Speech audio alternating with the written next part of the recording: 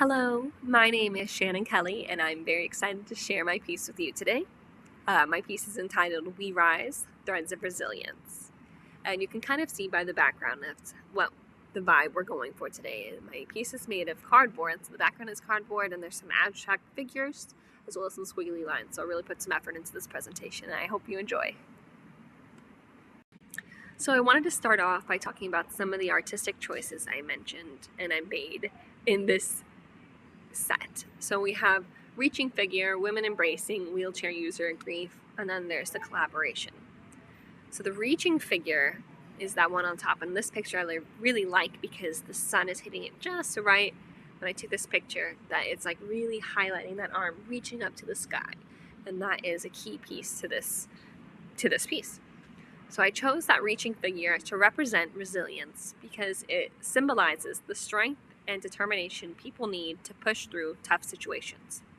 It shows the idea of striving forward, and even when things feel difficult, that they keep moving forward, reaching up. The two women embracing there on the right side there is for emotional support and comfort. The embrace between the women was chosen to convey emotional support. It reflects the comfort we offer each other during challenging times and the healing power of human connection. Then we move on to the wheelchair user on the bottom left. And the wheelchair user is to represent inclusion and interdependence. I included the wheelchair user holding hands with the other standing figure there to emphasize inclusion and interdependence and show everyone that regardless of ability, everyone plays an important role in our shared experience, and that mutual care is essential. And I like that it's kind of giving someone from the lower level to a higher level standing, just kind of looking up, looking forward, looking to something. Then we have also that is a visible disability, and I like that it is visible, but however, some disabilities are not visible. We don't know what that standing figure is going through. They could be going through an invisible struggle. Which brings me to the last figure, which is grief, which is the one right behind the wheelchair user. There's actually two figures there. You can't really see the second one unless you look very closely, and it is someone holding on to another person, and they're resting and really going through grief. Grief is an invisible struggle, and it was depicted because it is an invisible struggle, because it's often something we feel very deeply but can't always see on the outside. And I chose to highlight this quiet internal battle because people face this, and it's reminding us that these struggles are real even if they're hidden. The last thing I want to talk about are artistic choices. You might not be able to see it so well in this picture, but on the right corner and on the left corner, and then there's a tiny slip on the very top where the hand meets the top. Those pieces are actually not closed in, so the frame that goes around, made of cardboard, around the whole piece is not connected. That way, it's open for the community, it's open for collaboration, it's open for people to come in and help with the piece, even though it's not connected, it's not touching anything else. So I really like the way that I kept it open. That was intentional. Next section, I wanted to choose to talk about materials, and as you can tell, it is made out of recycled cardboard, glue, and black ink. I chose recycled cardboard because I wanted to work with something simple, accessible, and imperfect, something that reflects the real world. Cardboard is often seen as disposable, but here it becomes the base for something meaningful. That felt really symbolic to me. How people and communities often have to make do with limited resources, yet still find a way to create. They still find a way to care. They still find a way to rise up. It also shows where the rough edges, dents, layers, if you mess up, or the corrugated, pulling it back, the corrugated lines, is just, cardboard shows a lot of identity, a lot of realness in life. Just like real life, especially for those navigating injustice, loss, recovery, using this material felt very honest because you can't really hide those imperfections. You have to take your scars and reach forward. Beyond a single narrative, this piece tackles intersecting public health issues. A lot of times in public health, issues get talked about like they're separate, like someone's dealing with either racism or disability or mental health struggles. But in real life, people often face more than one challenge at a time and at the same time. This artwork shows how these issues are connected and how people carry them all together. I wanted to center the people behind the issues and not just the numbers.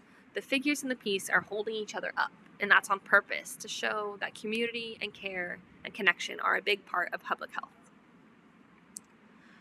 What's also interesting is like how you can look at it, how those figures are lifting them up, they're holding them, they're supporting them, but also it can be that they're holding them back. Sometimes that happens where our support system is actually not letting us move forward, and they are holding us down, holding us back, and that could be someone close to us, or it could just be our community. So we need to know that when we look at people and that we don't know what's going on behind them. They could be on a positive upwards direction, or they could be craving that and being held back. So I wanted that to be out there just to give you a little perspective. So this piece was inspired by discussions on counter narratives and trust building, how art can share real stories that often get left out in public health conversations. Instead of just giving facts, this artwork shows things like grief, care, and connection. And that helps people feel seen. It's a way to build trust, which is so important for health and equity. We also learned that art can help people open up and reflect. It doesn't tell people what to do, it helps them feel something. That is the kind of impact that I wanted this piece to have. It's the same idea that we talked about using art to start conversations, to support mental health and lift up community voices, especially for people who their voices aren't always heard. And it's important that we try and make that. It's just what arts and health is. It's not going to find a cure. It's not going to, give you physical therapy. And it could help a little bit, but it's about making that feeling. How do you feel today? Like just having it make an impact of how you feel and what you can feel on the inside and reflect. I'm really excited about this slide, the creative process and the intended impact, because as you can see, that picture on the slide is nothing like the rest of the slides. This picture is actually from my original plan for this art piece, which was to paint with paper pulp. Now, I make homemade paper all the time, and I saw another artist use that homemade paper to squeeze out of a syringe to paint with it and to draw with it. And I thought that was so beautiful in a way to do that. But I could not just get that to work.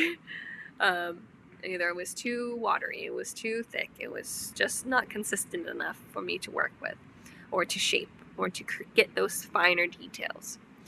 So I wanted that to go onto the mirror so that when people looked at it, they'd see themselves reflected in the work. And I really like the idea of the viewer becoming part of the piece, part of the community. But just like in real life and in public health, sometimes things don't go as planned. The pulp was too watery, the pulp was too thick, so you had to adapt, just like in real life.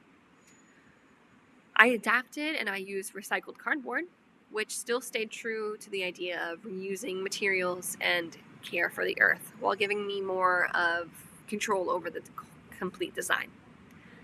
I also really love doing one-line portraits. There's just a simplicity to it, but it's also a challenge.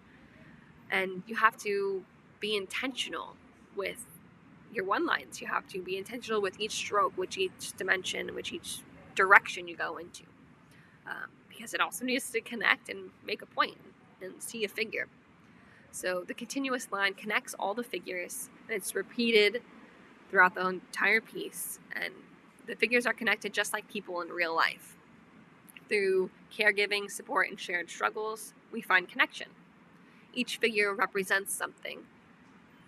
And my hope is people see themselves or someone they know in these shapes. Even if they don't name it as public health, they'll feel what they want to feel about it. Emotional support, inclusion, and community care are hopeful things that I want them to feel, but it's completely, their perspective and how they feel and take the piece.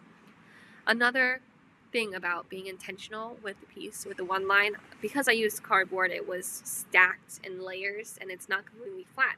So the one line was completely connected at one point, and I think that shows an example of real life of how maybe we're not holding hands with our loved ones or our friends, our family, our teachers every day, but we can still stay connected to them by talking to them, by seeing them, by just being their support system. And I think that is represented through those layers, because they're not even. We're not on the same plan. We're not going through the same things all the time.